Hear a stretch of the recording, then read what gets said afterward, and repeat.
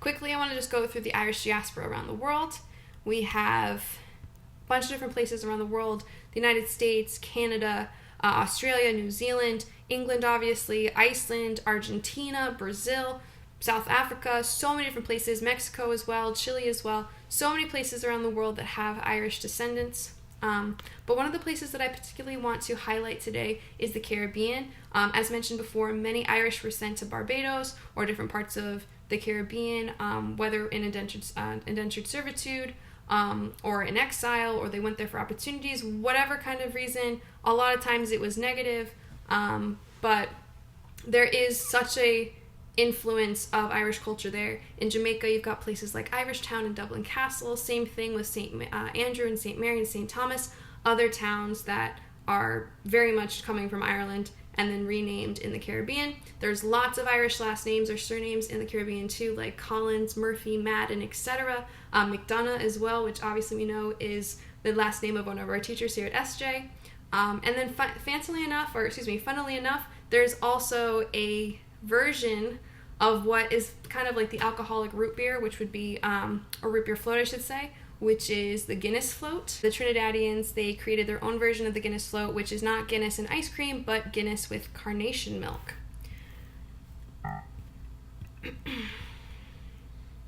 In addition, there's lots of Irish influence in the island of Montserrat, which is also in the Caribbean. Many people celebrate St. Patrick's Day there every year, and there's lots of last names there as well, like Mead, O'Brien, and Riley. And then obviously in Trinidad, as mentioned before, St. Paddy's Day, some photos there. Definitely a different climate than what you might think of when you think of a St. Paddy's Day parade, especially here in Connecticut or New York or Massachusetts, where it's probably going to be gray, a bit cold, etc. But down in Trinidad, it's pretty much beautiful weather all the time. The last few slides I wanted to mention, these are photos of some of my answers to questions that Mrs. Lowell's other class had for me. So if you have this question, definitely check out this slide. So some of my favorite foods from Ireland or that are Irish American foods are the following. So the first photo is a picture of brown bread, which doesn't really look that interesting or, impressive just there in the photo, but I'm telling you, it's one of the best breads I've ever had.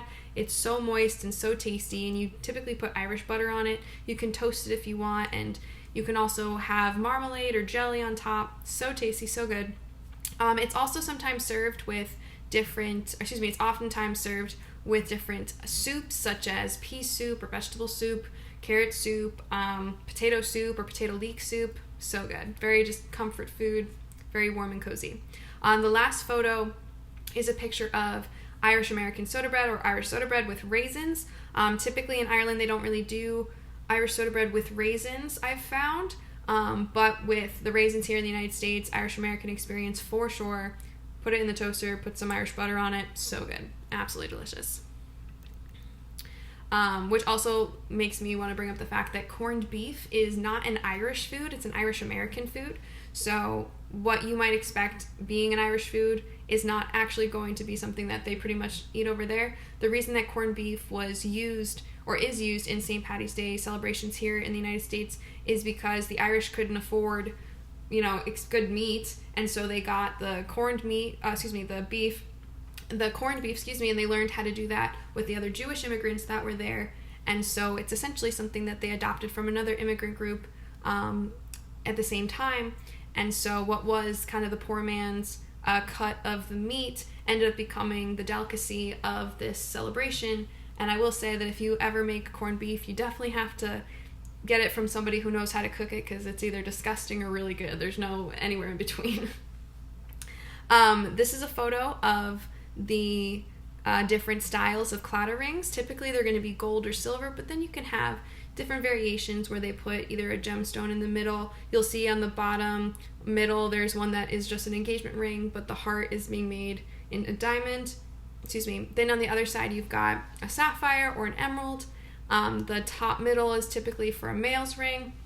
So lots of different ways you can style a claddagh ring. The first two are a bit more traditional. These are the instructions on how to wear claddagh rings, so if you're interested in that, definitely check out this slide.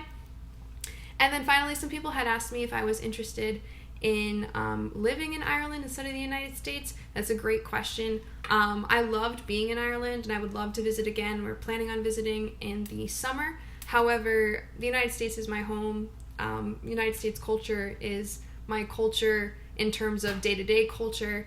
The Irish American experience and just culture is different than Irish experience and culture. There are obviously similarities, but there are just different things in Ireland that I wouldn't want to necessarily experience or not experience living there day to day. For example, looking at some of the photos here, the size of Ireland is so tiny. You can pretty much drive it in a day. It probably takes about 6, maybe 7 hours to drive to the top all the way to the bottom.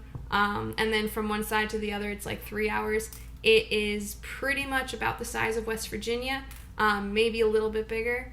And it's not very crowded, right? There's the highways are like no more intimidating than Route 7. 95 is like here in the United States and Connecticut is way more intimidating than any highway that you would drive in Ireland. So that's kind of nice. And I enjoyed the simplicity of that. But in terms of like conveniences or having 24-hour markets, or just being able to like order certain foods anytime during the year, Ireland doesn't really do that. They have more of a seasonal menu, especially in the west of Ireland.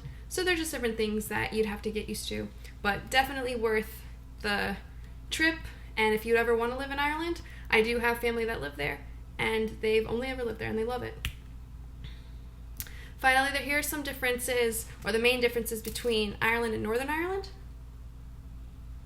So, number one, even though it's the same island, they're two different countries. Northern Ireland is a part of the UK, which is obviously one of the major contributing factors to the whole Troubles and the political conflict that occurred there.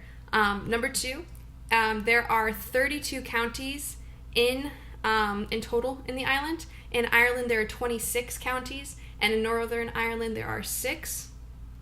The third difference is that there's no physical border in between Northern Ireland and the rest of Ireland. So you can cross the border without any issue. You don't have to show a passport, and I believe that's still true to this day. Number 4, the currency. In the Republic of Ireland, it's the euro, but in Northern Ireland, it's the pound. Also, you could just use the euro. I believe there's no crazy difference there. The governance as well, the government. In the Republic of Ireland, they have a president, but in Northern Ireland, they're a part of the UK, so they fall under the leadership of England and Great Britain. So they have obviously the monarchy there and the parliament. And then the capitals in the Republic of Ireland, or ROI, the capital is Dublin, whereas in Northern Ireland, it is Belfast. All right, so that's all I have for you today. So thank you so much for your patience and flexibility for listening to all my little short videos, and I apologize for droning on if there was any droning, but I hope that this has answered a lot of your questions, and if I haven't answered your questions and you have other questions, please feel free to write them down. I'm very excited to hear them, and I'll be responding to them in written form and giving them to you in the future. All right, ciao ciao.